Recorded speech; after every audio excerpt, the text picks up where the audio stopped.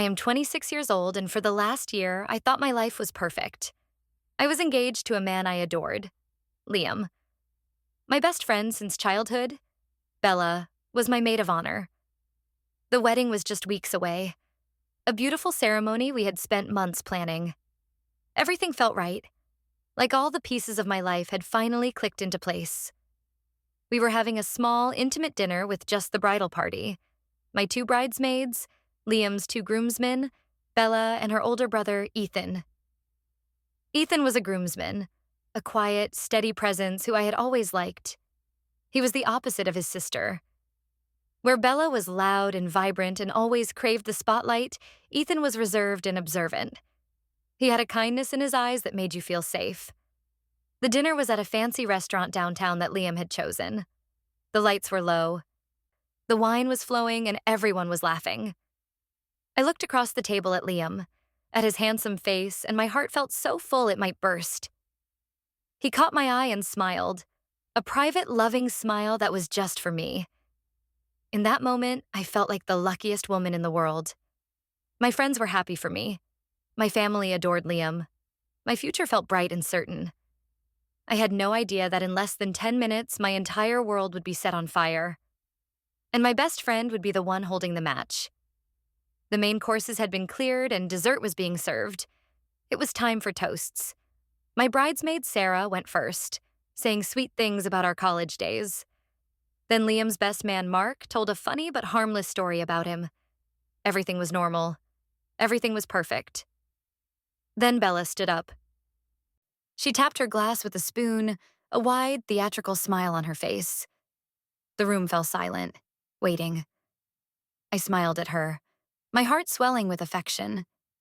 This was my best friend, the girl who knew all my secrets, the one who held my hand through every breakup until I finally found Liam. "I'd like to make a toast," she began, her voice ringing with false cheer. "To Chloe and Liam." She raised her glass and everyone else did the same. I've known Chloe my entire life, and I've known Liam for what feels like an entire lifetime too. She paused and her smile tightened just a little at the edges. A strange, cold feeling started to creep up my spine. Something felt off. Her tone was just a little too sharp, a little too bright.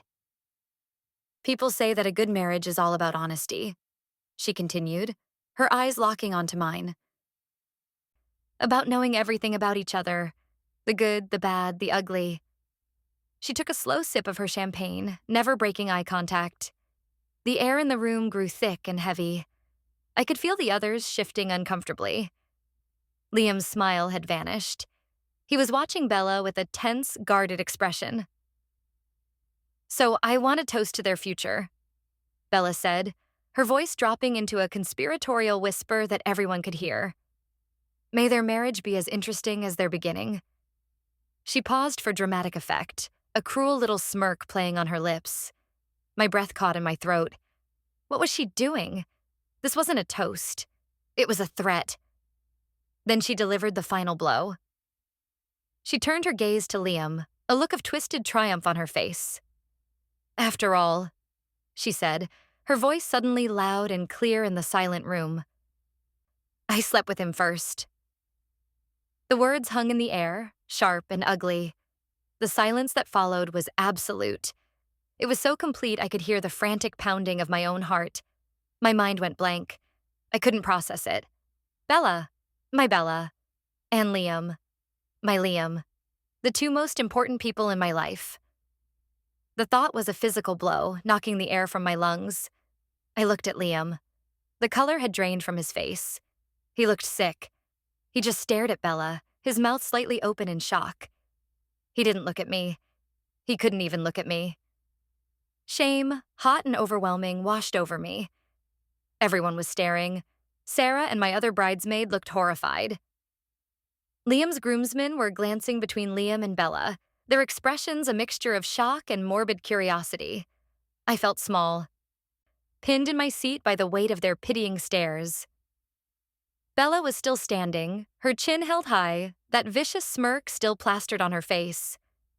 She was enjoying this. She was feeding on my humiliation. My first coherent thought was to run. I wanted to get up and flee, to escape the crushing weight of this moment. But my legs wouldn't move. I was frozen. The perfect future I had imagined just moments before was shattering into a million tiny pieces. And then, something else happened. Something even more shocking than Bella's declaration. Ethan, Bella's brother, who had been sitting silently at the end of the table, suddenly shot to his feet. His chair scraped loudly against the floor, the sound jarring in the dead silence. His face was contorted with a rage that was terrifying to see. It was a level of fury I had never seen on his calm, gentle features. He wasn't just angry. He was incandescent. "Bella," he screamed, his voice raw and shaking with emotion. It wasn't a shout. It was a roar. "What are you doing? Shut your mouth." Everyone flinched. Bella's smirk finally faltered. She looked at her brother, her eyes wide with surprise. She had expected me to cry. She had expected Liam to panic. She had not expected this. "You know that's not the whole story," Ethan yelled, pointing a trembling finger at her. "You know it's not that simple. How could you do this?" His reaction made no sense. Why was he so furious? Why was he defending me with such violence? He should have been on his sister's side, or at least stayed quiet. But his panic, his desperation to shut her up, felt like it came from somewhere deeper.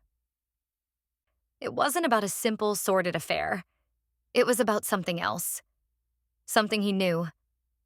Something that was so terrible he was willing to scream at his own sister in a crowded restaurant to keep it from coming out. The cold feeling in my gut turned to ice.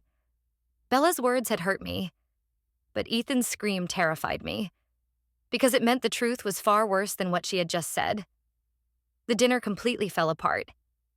The restaurant manager came over, his face a mask of polite concern, asking if everything was all right.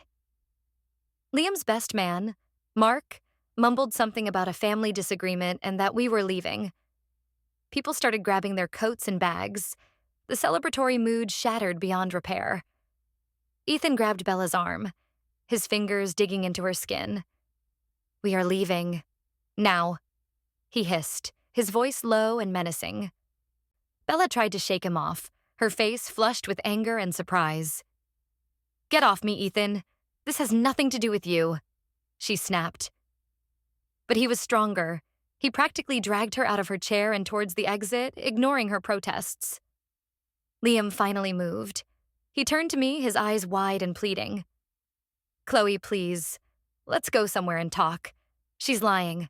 I swear to you, she is just making this up to hurt us," he said, his voice desperate. He reached for my hand, but I pulled it away. I couldn't bear his touch. Not right now. I felt numb, disconnected from my own body. I watched Ethan manhandle his sister out the door, her parting shot a venomous glare in my direction, my so-called best friend. "Chloe," Liam begged again, his voice cracking. "Don't let her do this to us. Not now. Not when we're so close." "I need to go home, Liam," I said, my own voice sounding distant and strange to my ears. "I need to be alone." "No, I'm coming with you. We need to talk this out," he insisted, a hint of panic in his tone. "No," I said, and this time my voice was firm. I looked him in the eye for the first time since Bella spoke. I saw fear there, but I also saw something else. Guilt. It was plain as day. "I need to be alone," I repeated. I stood up, my legs feeling shaky, and walked out of the restaurant without looking back. I left him standing there amidst the wreckage of our perfect evening. The taxi ride home was a blur. The city lights smeared past the window, but I saw none of it. All I could see was Bella's smug face and Ethan's furious one. I felt like I was drowning. My best friend of 20 years had just publicly detonated my life. She had always been a little competitive, a little prone to drama, but this was a new level of cruelty. Why would she do it? Was she secretly in love with Liam all this time? Did they have a sordid past he had hidden from me? When I got back to my apartment, the silence was deafening. The space I shared with Liam, filled with our photos, our shared belongings, our future, suddenly felt alien and cold. I walked into the living room and saw the framed photo on the mantelpiece. It was of me and Bella, taken last year on my birthday. We were laughing, our arms around each other. I felt a wave of nausea. I picked up the frame, my fingers trembling, and threw it into the empty fireplace. The glass shattered, the sound echoing in the silent apartment. It was a small, violent act, but it made me feel slightly better. My phone started buzzing incessantly. Liam. I ignored the first call, and the second, and the 10th. He started sending a flood of texts. Chloe, please pick up. We need to talk. I love you, don't let her win. She's a jealous liar and you know it.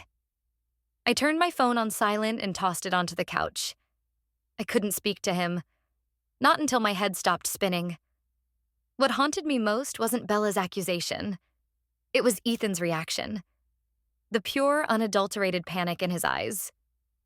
He wasn't just angry at his sister for hurting me. He was terrified of what else she might say. You know that's not the whole story, he had screamed. What was the whole story? What could possibly be worse than my fiancé having slept with my maid of honor? My mind raced, replaying every interaction I'd ever witnessed between the three of them. Bella had introduced me to Liam. She had been dating one of his friends at the time. She'd pushed us together, telling me how perfect he was for me. Was it all a game? Was she setting me up from the very beginning? I remembered times when Bella would make slightly inappropriate jokes with Liam, touching his arm a little too long. I had always dismissed it as just Bella being Bella. Liam had always seemed a bit awkward and would gently pull away. I thought he was just being respectful of our friendship. Now I saw it all through a new, sickening lens. An hour later, my phone buzzed with a text from a different number. It was Ethan. My heart leaped into my throat. I snatched the phone from the couch. The message was short. Chloe, I am so sorry for what happened. For what Bella did. Can we please talk? It's important. Please don't believe everything you heard tonight. There's more you need to know. His message sent a chill down my spine. It was confirmation. My gut feeling was right. There was a bigger, uglier secret lurking beneath the surface. Liam's frantic denials were starting to sound hollow. Ethan's desperate plea for a meeting felt like a lifeline. He had the answers. He knew the whole story. I felt a flicker of something new pushing through the fog of pain and confusion. It was determination. I wasn't going to be a victim in this story. I wasn't going to cry and hide. I was going to find out the truth.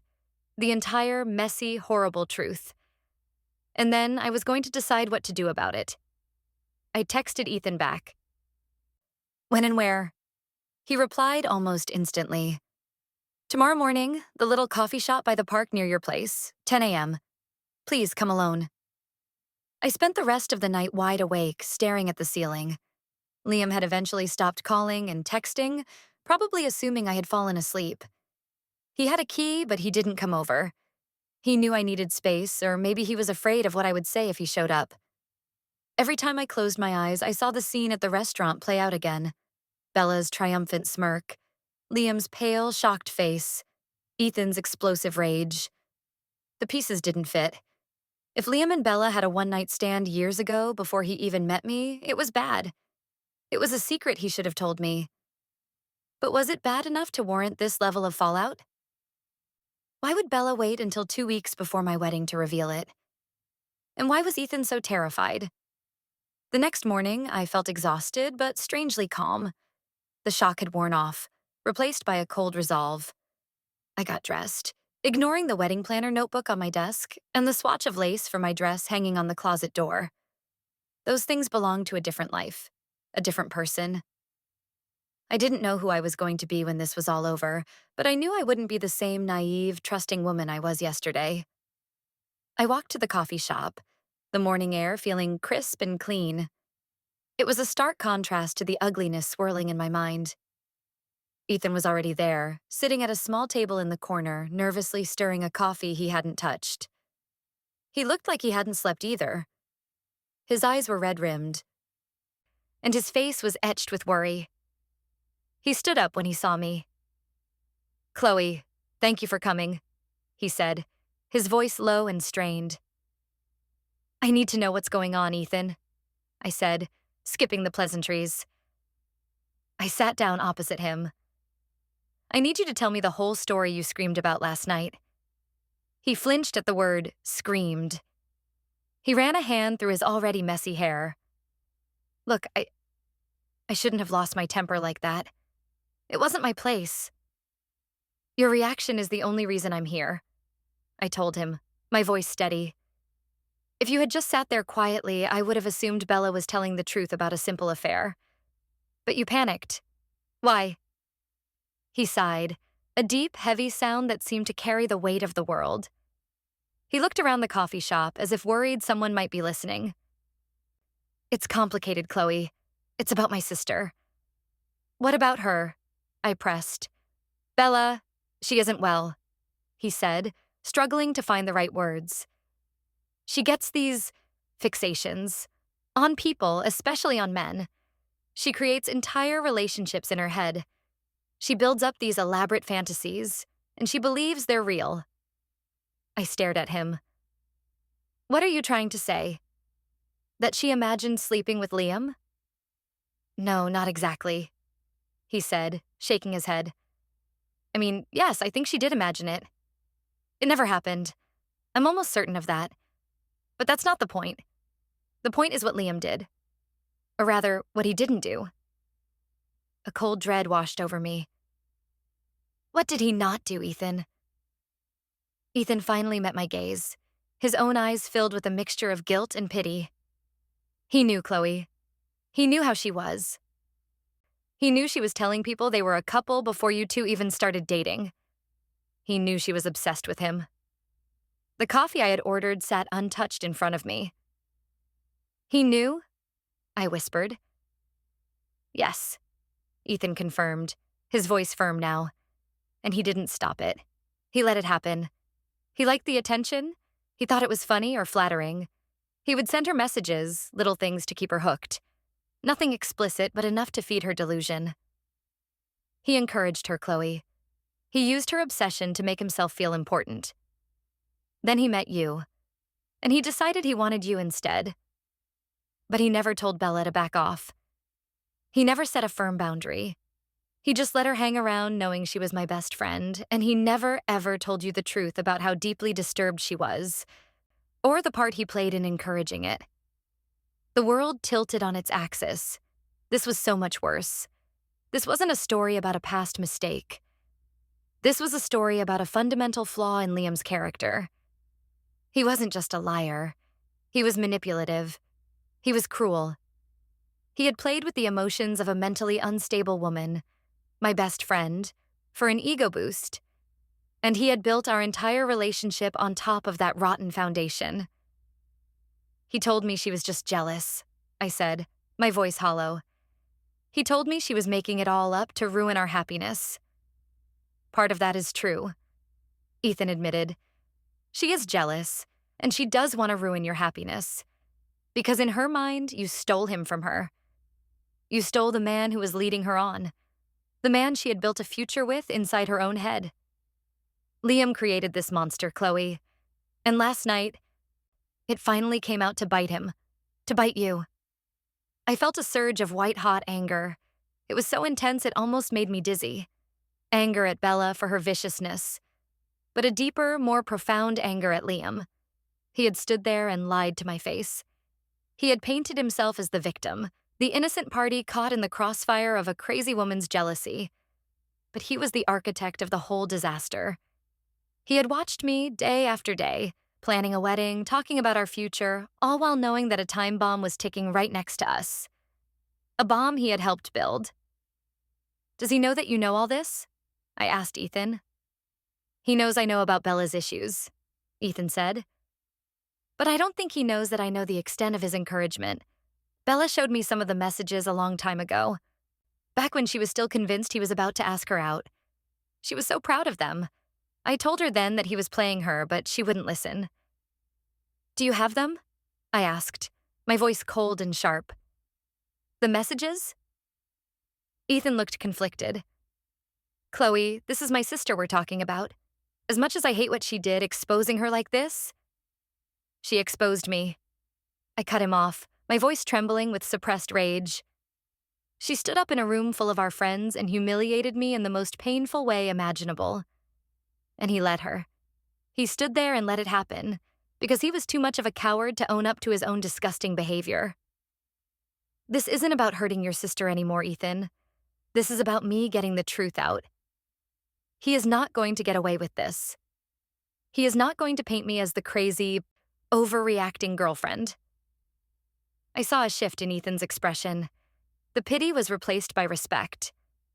He saw that I wasn't broken. I was fighting back. "I don't have them on my phone," he said slowly. "But Bella kept a digital diary. On her laptop. She wrote everything down. Her whole fantasy version of their relationship. She even saved screenshots of his texts in there as proof of his love. I know the password. I had to help her with a computer issue once, and she told me. She's not exactly careful with her secrets." A plan began to form in my mind, cold and clear and sharp as a shard of glass. A terrible, wonderful plan. "I need them, Ethan," I said, my voice low. "I need all of it. The diary entries, the screenshots, everything." He hesitated for a long moment. I could see the war going on inside him. Loyalty to his family versus doing the right thing. "He's a bad guy, Chloe," Ethan finally said, more to himself than to me. "I always knew it. I never understood what you saw in him." He took a deep breath. "Okay, I'll get them for you. But what are you going to do?"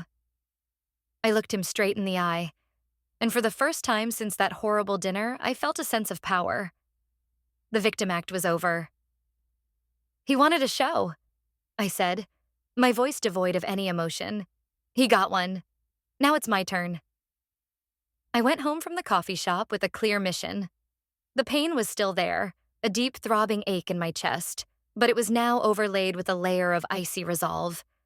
Liam had continued to text and call while I was out.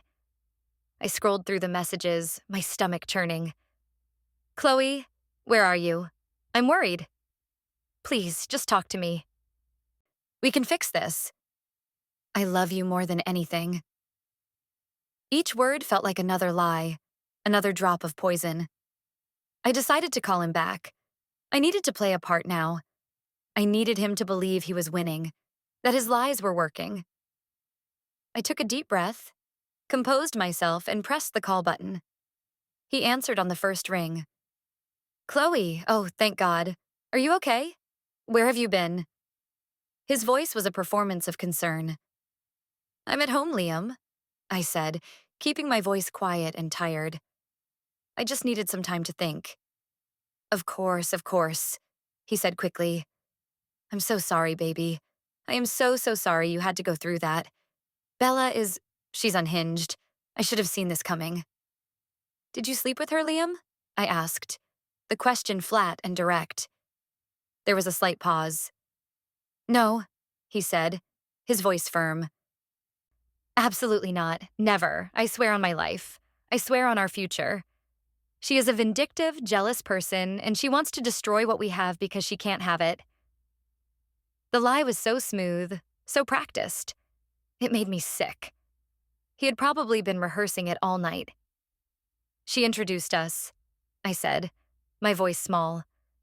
"Why would she do that if she was in love with you?" This was my first test, a small probe to see how he would react. "I don't know," he exclaimed, his voice rising with frustration. "Maybe she thought she could keep me close. Maybe she's just not rational. Chloe, you've known her your whole life. You know how she gets. She creates drama. You can't apply logic to it." He was using my own knowledge of Bella's personality against me. It was a clever, manipulative tactic. "Okay, Liam," I said, letting out a long, weary sigh. I had to make him believe he was calming me down. Okay. Okay? He asked, a hopeful note in his voice. Does that mean you believe me? I don't know what to believe right now, I said honestly, but I let a hint of concession creep into my tone. My head is a mess. Everything is a mess. The wedding is in 2 weeks. We can still fix this, he said eagerly, sensing an opening. We just need to be a united front. We cut Bella out, we tell everyone she had a breakdown, and we move on. We can still have our wedding. We can still have our future. Please, Chloe, don't let her take that from us. He was already crafting the narrative. Bella, the crazy ex-friend. Us, the tragic loving couple, overcoming adversity. He was disgusting. I need some more time, Liam, I said. Just a little more space. Let's not talk about the wedding for a couple of days. I need to breathe. Okay, he said, his relief palpable. Okay, baby. Whatever you need. I love you. We're going to get through this. I promise. I love you too. I lied. The words tasted like ash in my mouth. I hung up the phone and felt a wave of revulsion. He was so confident in his ability to manipulate me. He had no idea what was coming. I spent the next 2 days in a state of suspended animation. I called my mom and told her there had been some drama with Bella and that things were a little tense, but I downplayed the severity. I didn't want to worry her yet. I needed to have all my pieces in place before I brought anyone else in. I told my boss I needed a couple of personal days, and I shut myself in the apartment. Liam, respecting my need for space, stayed away, though he sent a steady stream of loving, supportive texts. Each one was like another nail in his coffin. On the 3rd day, I got an email from Ethan. The subject line was information. There were several attachments. My hands were shaking as I clicked it open. There were document files and image files. I opened the first document.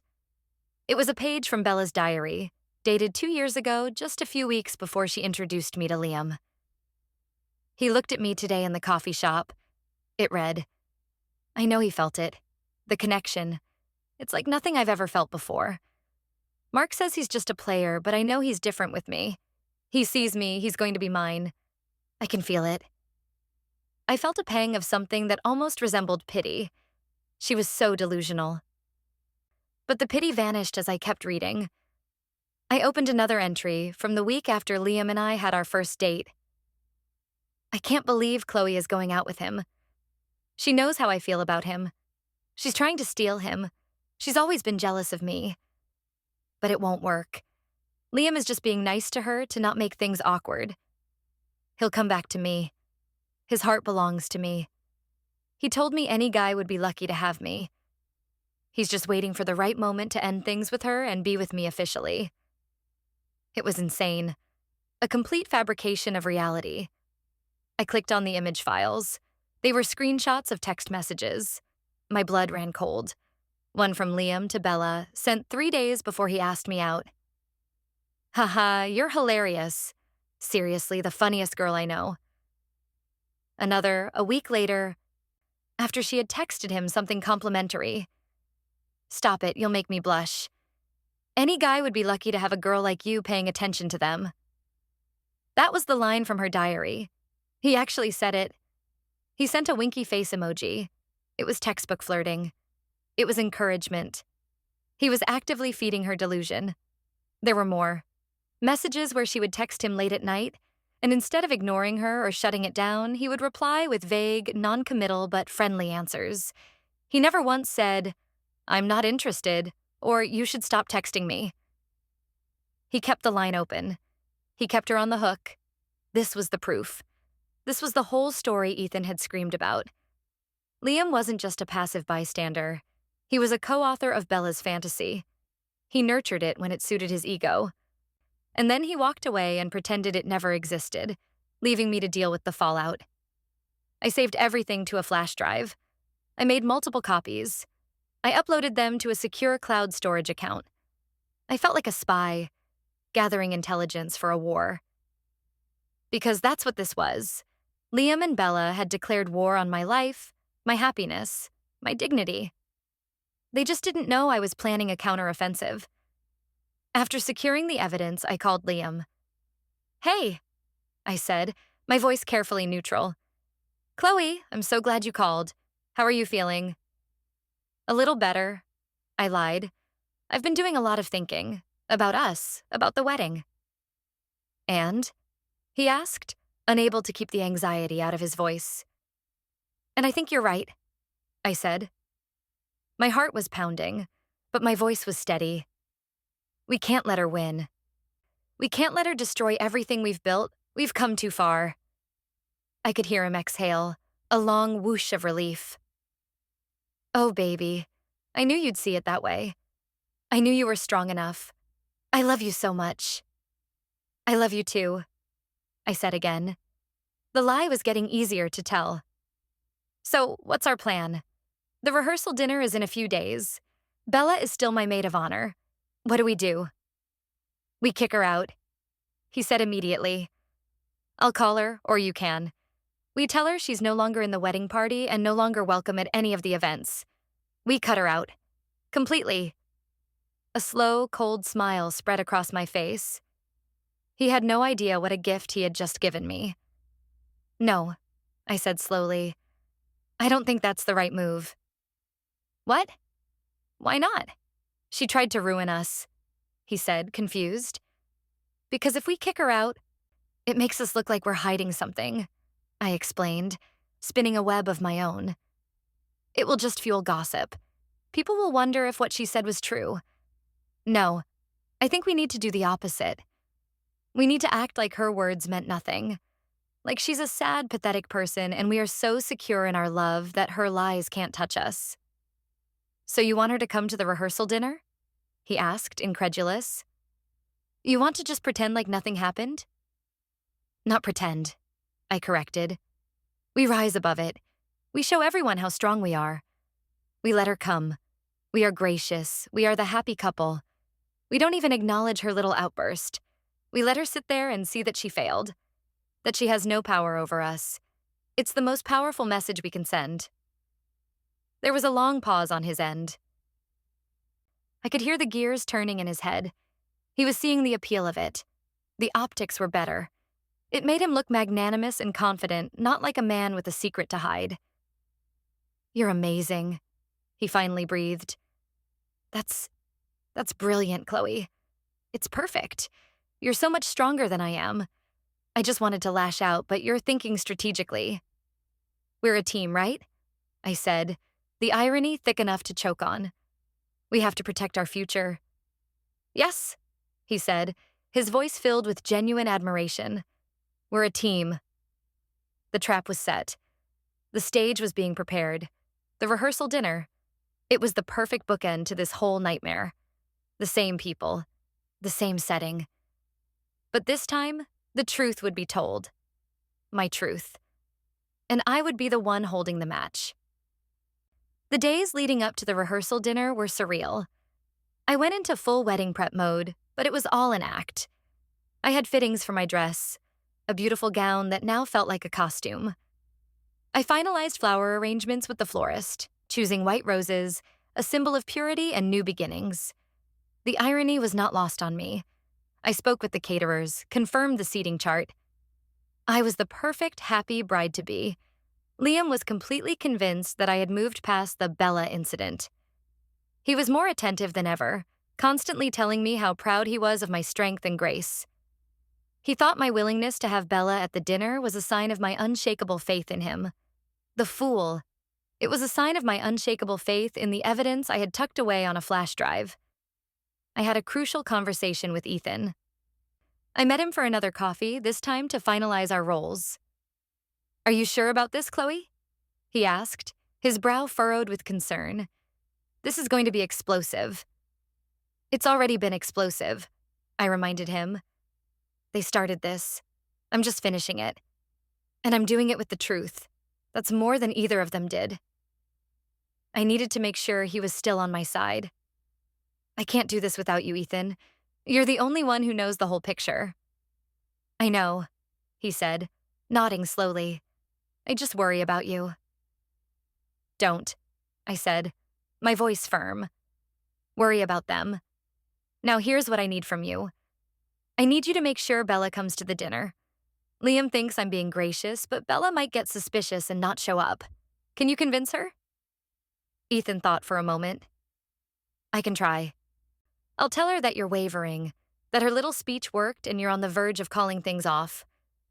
I'll tell her if she shows up and sees you looking miserable, it will be the final nail in the coffin. Her ego won't be able to resist that. She'll want a front row seat to your supposed breakdown. It was a brilliant piece of reverse psychology. Perfect, I said. That's exactly what she'd fall for. What else? He asked. I need an accomplice, I said. I had been thinking about this. I couldn't do the final part alone. My other bridesmaid, Sarah, she's known me since college. She's loyal. I'm going to tell her everything. At the dinner, I'm going to need her to help me distribute some materials. Ethan's eyes widened slightly as he understood. The evidence. The evidence, I confirmed. I'm going to have it all printed out. Copies of the diary entries, the text messages. I'm putting them in sealed envelopes. When the time is right, Sarah is going to help me hand them out. To who? To everyone, I said, my voice cold. To my parents, to Liam's parents, to the whole wedding party, and of course a special copy for Liam and one for Bella. Ethan let out a low whistle. You're not pulling any punches. They didn't, I reminded him. They humiliated me in public. I'm going to expose them in public. It's poetic justice. He looked at me, a long, searching look. He never deserved you, Chloe. I know that now, I replied. The next step was telling Sarah. I invited her over, telling her I needed to talk about something important regarding the wedding. She arrived looking worried, expecting me to be a mess. I sat her down on the couch and laid it all out. The accusation, Liam's denials, my conversation with Ethan, the digital diary, the text messages. I showed her the printouts. She read through them, her expression shifting from shock to disgust to pure, unadulterated fury. That snake, she whispered, looking at the texts from Liam. He was playing you both. And Bella, I always knew she was dramatic, but this is sick. I know, I said. And now you know why I'm doing what I'm doing. What do you need? She asked without hesitation. Her loyalty was instant and absolute. It was a balm on my wounded heart. At the rehearsal dinner, during the toasts, I'm going to make a speech, I explained. While I'm talking, I need you to hand out these envelopes. I showed her a stack of manila envelopes, each with a name on it. Sarah looked at the envelopes and then back at me, a slow, fierce grin spreading across her face. Consider it done, she said. I would be honored to be your partner in crime. He is going to regret the day he ever met either of us. With Ethan ensuring Bella's attendance and Sarah as my accomplice, all the pieces were in place. All I had to do was survive the next 48 hours, keep up the charade of the forgiving fiancé, and walk into that rehearsal dinner ready for battle. The night of the rehearsal dinner arrived. It was held in the same private room at the same restaurant. A deliberate choice on my part. I wanted the symmetry. I wanted them to remember what happened here last time. I got ready at my apartment. Alone. I put on a simple, elegant white dress. A bride's color. I looked at myself in the mirror. My eyes were clear and bright. There were no traces of the tears I had shed. There was only a cold, hard determination. Liam picked me up. He was beaming. He was wearing a new suit. He looked handsome, confident, and utterly clueless. You look breathtaking, he said, kissing me. I didn't flinch. I had practiced this. I smiled back at him. You look pretty good yourself, I said. Ready for round 2? I asked, a hint of dark humor in my voice. He chuckled, missing the double meaning entirely. Ready to put all that drama behind us for good. Tonight is about us. Just us. When we walked into the room, the mood was thick with tension. Everyone was already there. my parents, his parents, the wedding party. They all stopped talking when we entered. Bella was there, sitting next to her brother. Just as Ethan had predicted, she couldn't stay away. She was wearing a slinky black dress as if she were attending a funeral. She had a small, smug smile on her face. She thought she was here to watch me crumble. Liam, playing the part of the gracious host, went over to his parents. I took a deep breath and walked over to my own. "Are you okay, sweetheart?" my mom whispered, her eyes full of concern. "I'm better than okay, Mom," I said, giving her a reassuring squeeze. "Just watch." I made my way around the room, greeting everyone with a calm smile. I even stopped at the table where Bella and Ethan were sitting. "Bella," I said, my voice sweet as poison. "I'm so glad you could make it." Her smug smile wavered. She was surprised by my directness, by my composure. "Of course," she said. "I wouldn't miss it." "I'm glad," I said. I looked at Ethan and we shared a brief, almost imperceptible nod. He had done his part. Now it was up to me. Dinner was an agonizing affair. The small talk was forced. The laughter was brittle. Everyone was walking on eggshells. Liam, oblivious, kept trying to act like everything was normal, holding my hand, whispering loving things in my ear. I felt like a snake, coiled and waiting. Bella watched my every move, her eyes narrowed, trying to find a crack in my facade. But she found none. I was a fortress. Finally, the plates were cleared. It was time for the toasts. Liam's father went first, then my father. They both gave lovely, heartfelt speeches about love and marriage, completely unaware of the bomb that was about to go off. Then Liam stood up. He raised his glass to me. "To Chloe," he said, his voice thick with emotion. "My beautiful, strong, incredible Chloe. We've had a challenging couple of weeks. But through it all, she has shown a grace and a strength that just makes me love her even more. She has taught me what it means to be a true partner, to face adversity with your head held high. I am the luckiest man in the world. I can't wait to make you my wife." The room applauded politely. I smiled at him, a cold, dead smile that didn't reach my eyes. It was my turn. I stood up slowly, the room falling silent once more. I picked up my own champagne glass. I looked around the room, making eye contact with each person there. My parents, his parents. Sarah, who gave me a tiny, encouraging nod. Ethan, whose expression was grim but steady. Bella, who was leaning forward in her seat, a look of hungry anticipation on her face. And finally, Liam, who was gazing at me with such adoration it made me want to scream. "Thank you, Liam," I began, my voice clear and strong. "That was a beautiful speech." I paused, letting the silence stretch. "You're right. It has been a challenging couple of weeks, ever since our last dinner in this very room."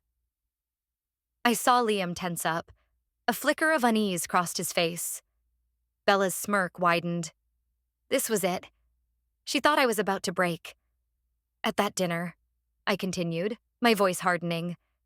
"Some things were said. An accusation was made. My maid of honor, my best friend Bella, stood up and told everyone that she had slept with my fiancé." I turned and looked directly at Bella. Her smirk faltered.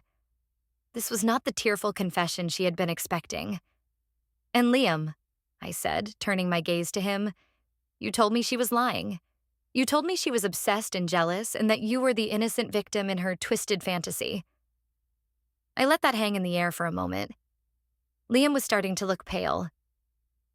"For a few days, I tried to believe that," I said, my voice dropping. I wanted to believe it. I wanted to believe in the man I was supposed to marry. I took a breath. This was the moment. I looked at Sarah. It was time. But the truth, as it turns out, is always more complicated. And I believe that marriage, as Bella so wisely pointed out, should be about honesty. No more secrets. As I said the word secrets, Sarah stood up. She was holding the stack of manila envelopes. She started walking around the room, placing an envelope in front of each person. One in front of my mom and dad, one in front of Liam's parents, who looked utterly bewildered, one for each member of the wedding party. "Chloe, what is this?" Liam demanded, his voice sharp with panic. He stood up. "What are you doing? This is not the time." "This is exactly the time, Liam," I said, my voice like ice. "You made my humiliation a public spectacle. I'm just returning the favor. With the truth this time. Please, everyone, open your envelopes." There was a rustle of paper as people hesitantly opened the seals. Sarah placed the last two envelopes on the table in front of me. I pushed one towards Bella. I slid the other one in front of Liam's empty seat. Liam stared at the envelope as if it were a venomous snake. His face was ashen. Bella, however, snatched hers up, a look of defiant curiosity on her face. She ripped it open. I watched her as her eyes scanned the first page. It was a printout of her own diary entry, the one about Liam being her soulmate. Her face, which had been so smug and confident, crumpled. The color drained from it. She frantically flipped to the next page, and the next. She saw the screenshots of the texts, the winky face, the flirty, encouraging words from Liam. Her expression shifted from shock to horror to a deep, profound humiliation. This wasn't the story of a secret lover. This was the story of her own sad, pathetic delusion, laid bare for everyone to see. She had been exposed not as a femme fatale, but as a fool. I turned my attention to Liam's parents. His mother was reading the text messages her son had sent to me, his fiancée. On the same days, he was sending flirty messages to Bella. Her hand went to her mouth, her eyes wide with disbelief and disgust. His father was staring at a diary entry where Bella described Liam leading her on, his face a grim, stony mask. They were seeing their perfect son's true character for the first time. "What is this, Chloe?" Liam whispered, his voice shaking. "What have you done?" "I've done what you were too much of a coward to do, Liam," I said, my voice ringing through the silent room. "I've told the truth, the whole truth. The truth about how you knowingly and willingly encouraged my best friend's dangerous obsession just to stroke your own fragile ego. The truth about how you lied to her and then lied to me. You didn't just hide a secret, Liam. You built our entire relationship on a foundation of manipulation and deceit." He sank back into his chair, defeated. He didn't even open his envelope. He didn't need to. He knew what was in it. I looked at him, at the man I had almost promised my life to, and I felt nothing but contempt. "The wedding is off," I announced to the room. I reached up and unclasped the diamond necklace he had given me, letting it fall onto the table with a soft clatter. Then I twisted the engagement ring off my finger. It felt heavy, tainted. I held it up for him to see. "You and Bella seem to have so much unfinished business," I said, my voice dripping with scorn. "You can have each other. You deserve each other." I walked over to him and placed the ring on the table, right in front of his downcast eyes. "Consider this your severance package," I said, "for a job you were never qualified for in the first place." I turned my back on him. I looked at Bella, who was staring at the papers in her hands, tears of pure shame streaming down her face. She had wanted to destroy me, but she had only succeeded in destroying herself. Then I looked at my parents. My dad was on his feet, his face radiating a quiet fury directed entirely at Liam. My mom was looking at me, her eyes filled with tears, but also with an immense, powerful pride. I walked over to them. "Let's go home," I said softly. I walked out of that restaurant with my head held high, my family on either side of me. I didn't look back.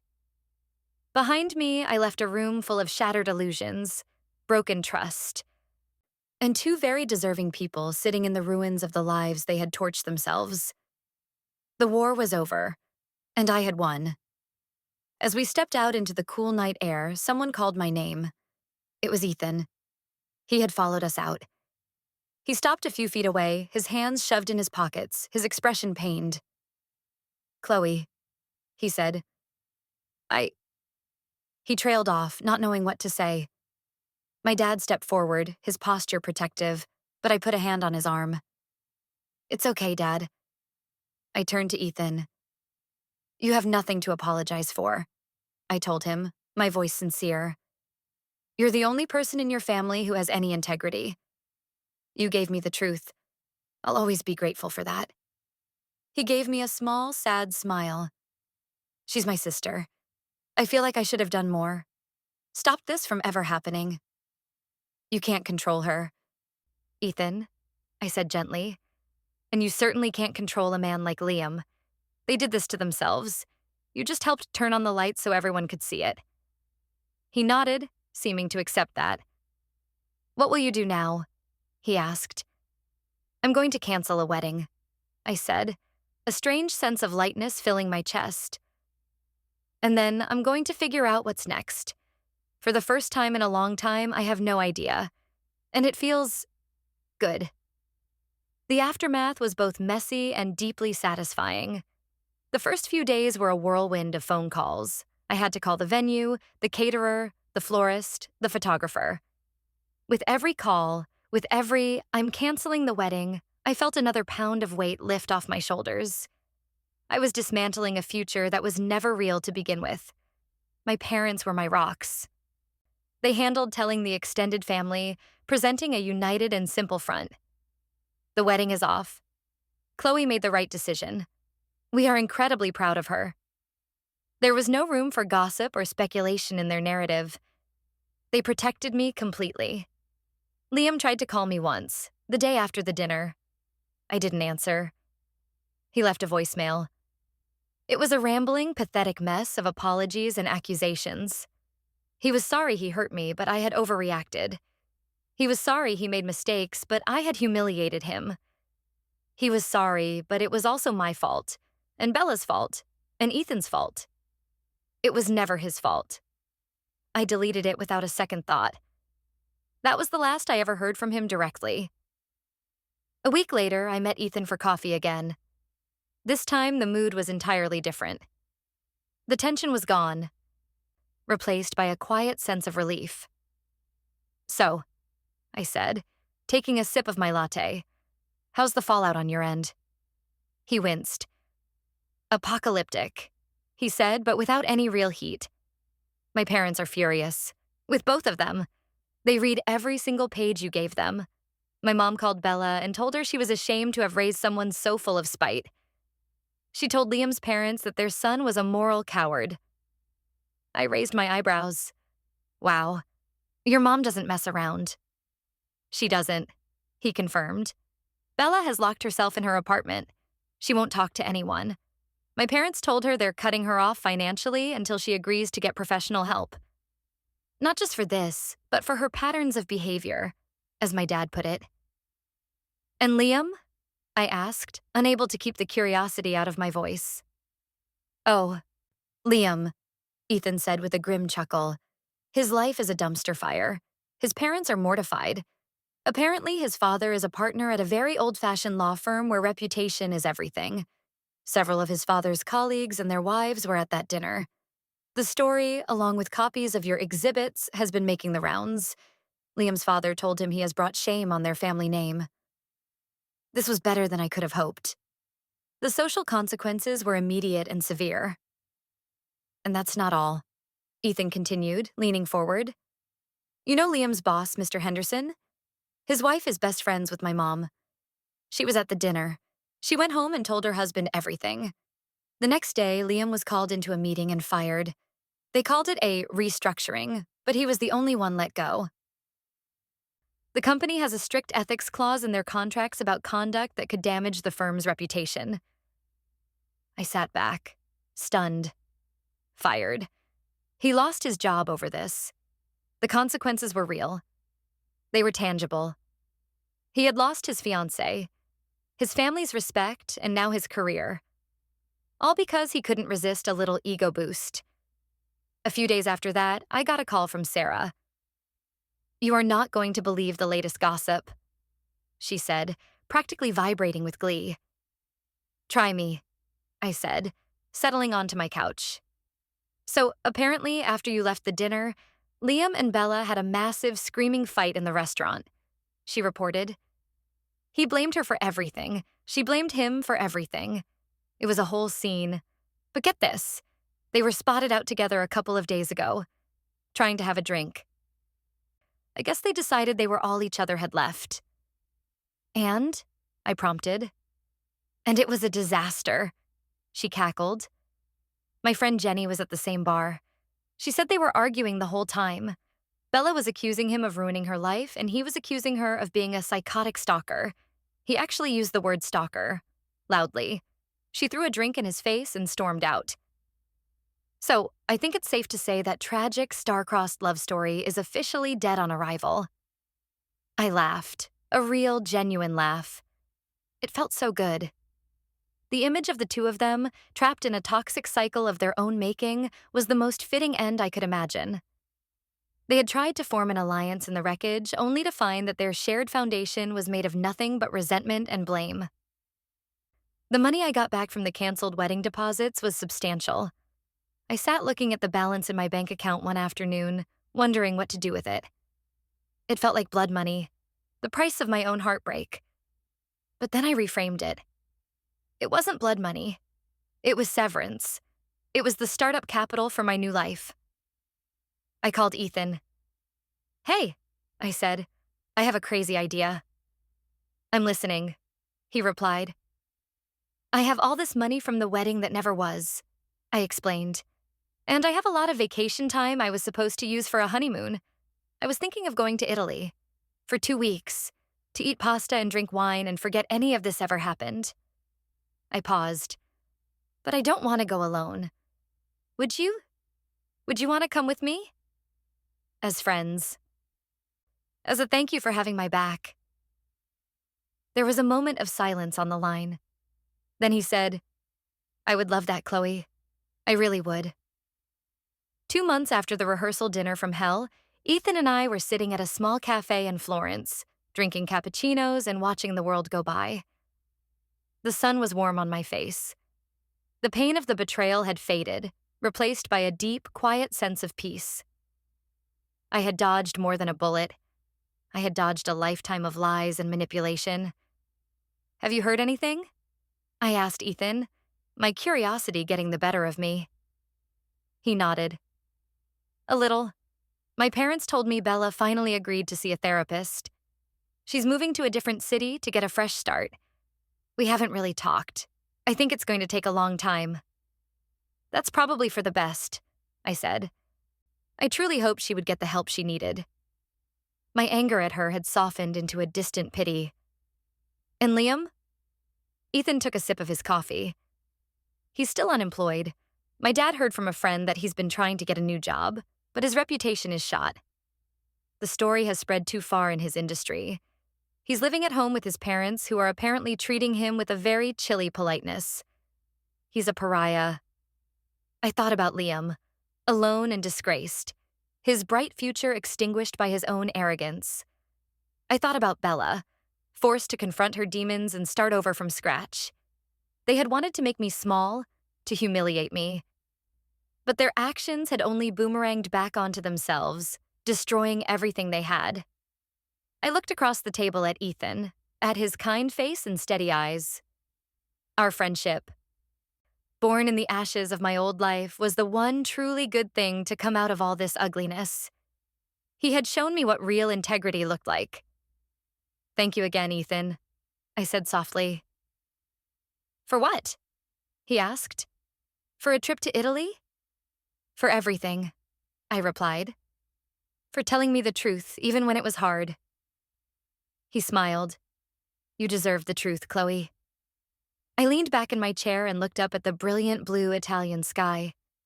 Bella's goal was to make a big, dramatic statement. She wanted to be the main character in a story of betrayal and stolen love.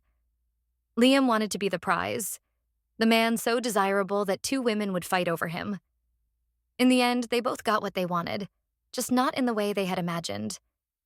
Bella's statement revealed her as delusional, and Liam's prize was a ruined reputation. I thought I was losing my entire future that night at the restaurant. But I wasn't losing it. I was getting it back. And the silence where my wedding was supposed to be, once a source of dread, was now the most peaceful, promising sound I had ever heard. It was the sound of a new beginning. My beginning,